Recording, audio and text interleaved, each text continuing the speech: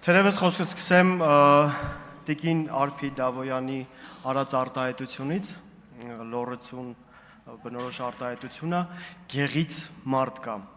Տիկին Արփի Դավոյան, գեղերից մարդ կա։ Էս ֆիքս ենք, էլի։ Նաև հարգելի Տիկին Արփի Դավոյան, կարծում եմ, որ մայիսի 16-ի հետ կապված մեծավանցիներից, արժանապատիվ մեծավանցիներին խաժամուժ անվանելու հետ կապված առնվազն պիտի ներողություն խնդրվի այս ամբիոնից, որովհետև հարիս չի ազգային ժողովի падգամավորին, մեր հասարակության, թեկուզ այն հատվածին, որը չի կիսում ձեր քաղաքական հայացքները, կոչել խաժամուժ։ Ու քանի որ այս թեմային ենք անդրադառնում, կցանկանայի նաև Տիկին Թագուհի Ղազարյանը, աղջի ալվարդ բառակապակցությունը, դուք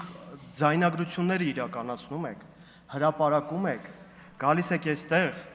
այս ամբիոնից, առօրյա խոսակցական ոճով մարդկանց մասին արտահայտություններ անում, քմծիծաղով մեկնաբանում, ստանում աջակցություն, ժողովուրդ ծիծաղելու չի էլի, դա լացելու է։ Չի կարելի այդ տեսակ մեր հայրենակիցներին թիրախավորել, արտահայտությունն անել ու ցենց ինչ-որ կամահրական արտահայտությունը կրկնել։ Սա եւս կխնդրեմ նկատի ունենալ, որովհետեւ նորից եմ կրկնում, ազգային ժողովի падգամավորին հարիս չի, թեկուզ ձեր հայացքները չկիսող քաղաքացիների նկատմամբ այդ տեսակ վերաբերմունք ու այդ տեսակ արտահայտություններ թույլ տալ։ Եվ կփորձեմ չեմ ուզենա ընդհանրապես sense ելույթս նվիրեմ Արփի Դավոյանի ասած կետերին, բայց կփորձեմ sense շատ հակիրճ անդրադառնամ, որպեսզի ինչ-որ բաց բաներ չմնա։ Ապօրինի գույքի հետ կապված։ Տիկին Արփի Դավոյան, այդ տեղեկատվությունը մամուլում դրված է, բաց է, բոլորը կարդացել են, դուք ձեր ցանկությունը երևի արտահայտելու, որ տեսնեն մարդիկ մեր տարածաշրջանի, մեր գյուղերի, բոլորը տեսել են։ Մեր պապական տունն է, շատ հասարակ գյուղական կոլորիտով տուն է, այստեղ շուկայական, երկրորդական շուկայից գնված բնակարանն է, մի 10 տարի առաջ վարկով, որը իդեպ դեռ շարունակական փուլում է, Տեսլա մագնիշի մեքենա է, GX470 մագնիշի մեքենա է 2008-9 թվականներին, պարոն Արամ Խաչատրյանը շատ լավ գիտի այդ մեքենայի պատմությունը, թե ինչպես է եղել, ինձ թվում է, որ հարցնեք ինքը շատ ավելի մանրամասն կպատմի, երբ հեղափոխությունից հետո պարոն Խաչատրյանը նշանակվեց մեր մարզի մարզպետ։ Հողամասեր կան,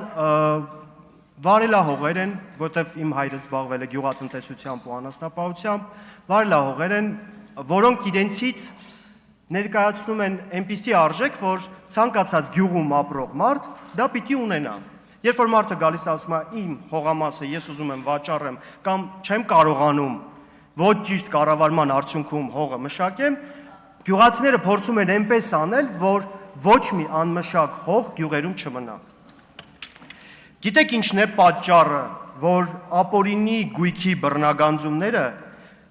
դուք օգտագործում եք ընդդիմադիր հայացքներ ունեցող մարդկանց ճնշման քաղաքական գործիք։ Եվ եթե իմ այս վարույթը եւ չէր լինի, եթե իմ հոր արժանապատիվ կեցվածքը չլիներ։ Արժանապատիվ կեցվածք, որը դրսևորվել է այս տարիներին, կարող եմ ասել նաեւ մինչեւ այդ էր, որովհետեւ իր պաշտոնավարման ժամանակահատվածում իմ հայրը միշտ բարձրացրել է ժողովրդի խնդիրները ու կապ չունի, թե ինչ կառավարություն է եղել կամ ովքեր են եղել այդ կառավարության գլխին։ Մենք ձեր պատկերացրած ունեցվածքը չունենք, Տիկին Արփի Դավոյան, ու ես հպարտ եմ այն ինչ որ ունենք, հալալ, արդար քրտինքով ունենք։ Ու ես ճակատս պարզ, գլուխս բարձր, մտնում եմ մեր համայնք, շփվում եմ մեր համագյուղացիների հետ, որովհետև այդ նույն համագյուղացիները գիտեն, որ թե ինչպիսի կենսագրություն ունի Մհեր Վարդանի Գևորգյանը ու ինչպիսի կենսագրություն ունեմ ես, որովհետև ես դա գիտակցել եմ, որ պաշտոնյայի զավակ եմ ու պիտի պահեմ հավուր պատշաճի, ունեմ այնպիսի դաստիարակություն ու այնպիսի շնորհք, որ որոշակի հանգամանքների այս ամբիոնից չեմ անդրադառնա։ Ինչ վերաբերում է նաև քարոզարշավի ժամանակ, որ ասում եք իմ հայրը մտնում է տներում, խնդրում, որ ունեցվածքը չկորցնի։ Նորից եմ կրկնում, մենք այդ ունեցվածքը չունենք։ Ու այո, մտել է տներ, խնդրել է, որպիսի տեղի ունենա փոփոխություն, եւ մենք կարողանանք հասնել այդ փոփոխությանը, եւ մենք կարողանանք մեր երկիրը բերենք դնենք այն ուղեցրի վրա, որը որ պատկերացնում ենք, որպիսի վաղը մյուս օր մենք այլ խնդիրների առջև չկանգնենք։ Այո, այդ մասով քարոզարշավ իրականացրել է։ Սա ձեր ժողովրդավարությունը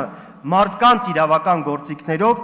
քաղաքական դրդապատճառներով հետապնդելն է։ Շատ լավ։ Ինչ վերաբերվում է բյուջեին ու կոմբայնին, դուք տեսել եք Կուրթանի բյուջեն, կամ Գյուլաքարակ խոշորացված համայնքի բյուջեն տեսել եք։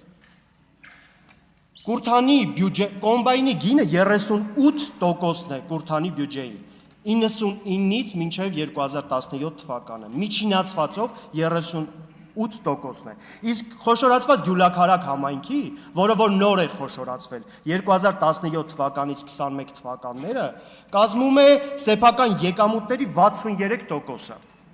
Այլ հարց է, որ 21 թվականից մինչև այս պահը, երբ որ դուք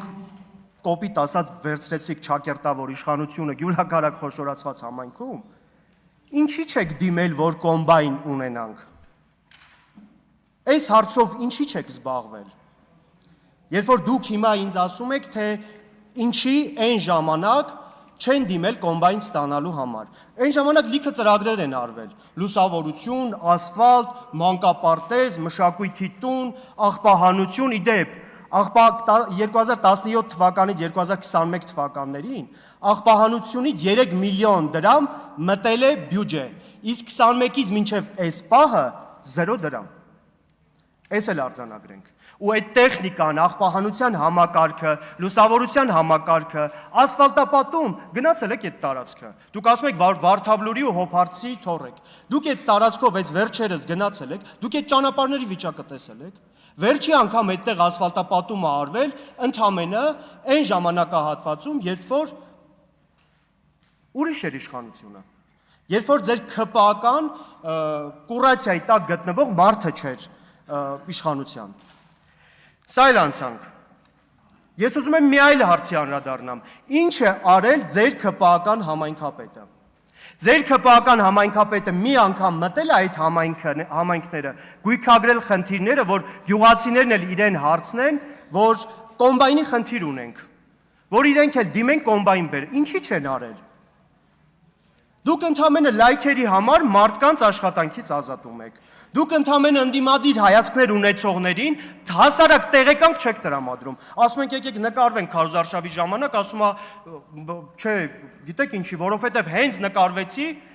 տեսնելու եմ, որ ես ձեզ հետ եմ, գնալու եմ համայնքապետարան, տեղեկանք չեն տալիս։ 5-րդ երեխայի ծրագրի հետ կապված դիմել են համայնքապետարան, որպեսզի հասցեի ճշգրտման տեղեկանք տան ու չեն տալիս։ Կամ չեն ուզում տան, կամ կոմպետենտությունը չի հերիքում այդ մարդկանց, որ հասկանան ինչ տեղեկանք պիտի տան։ Խնդրում եմ նաև այս հարցերին անդրադառնալ։ Հաջորդը պրիմիտիվ հարցեր, որոնք համայնքներում շատ մնացել են օդից կախված։ Տեղեկանքներից սկսած գազը, ջուրը, լուսացույցը։ Վերջերս գնացել էինք Մասեսի տարածաշրջանի գյուղերից մեկը։ Հասարակ լուսացույցը, ճանապարհի կարգավորման համար մարդիկ ասում են տարիներով դիմել ենք, ճանապարհատրանսպորտային պատահարներ են լինում, չեն տեղադրում այդ լուսացույցը։ Հիմա հստակ բերեք արձանագրենք, 3 ձեր մարզպետը որոշում է ստորագրել, հունձը սկսվում է, Երեկվանից հունձը սկսվել է, ձեր մարզպետը, Լոռու մարզպետը որոշում է ստորագրել ընտրությունների օրի նշանակման հետ կապված, մտել է բարեգործական արգելքը։ Ինչ ենք անելու։ Կոմբայնը հասել է գյուղի կենտրոնում կանգնած է։ Ոնց ենք կազմակերպում։ Ես առաջարկ ունեմ։ Բերեք ձեր մարզպետին ասենք, մի ամսով այս կարգավորումը հետաձգենք, մարդիկ չկանգնեն լուրջ հարցի առջև։ Որովհետև այդ կոմբայնը մարդկանց շատ է օգնելու։ Սիրելի հայրենակիցներ, արձանագրենք այս փաստը,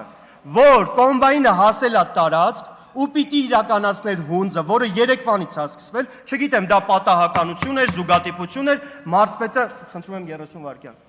Մարզպետը 3 որոշում է ստորագրել ու բարեգործության արգելքը մտել է։ Ոնց են կարգավորելու այս հարցը։ Խնդրում եմ, սա եկեք քննարկենք, թեկուզ մի ամսով մինչև հունձը կավարտվի, այդ բարեգործական արգելքի պատճառով մարդկանց չտանենք, դատենք, փակենք, մարդկանց օգնենք, մեր հայրենակիցներին օգնենք։ Բոլորը սպասում էին դրան։ Ինչպես նաև մենք ունենք այնտեղ լիքը բարեգործական ծրագրեր, տրանսպորտի հետ կապված, կամ կարգավորեք այդ խնդիրները, կամ թողեք մենք կարգավորենք, ժողովուրդ։ Մենք հենց ուզում ենք կարգավորենք, գալիս եք տրանսպորտը կանգնացնում եք։ Հաջորդի կանրադառնամ, շնորհակալություն։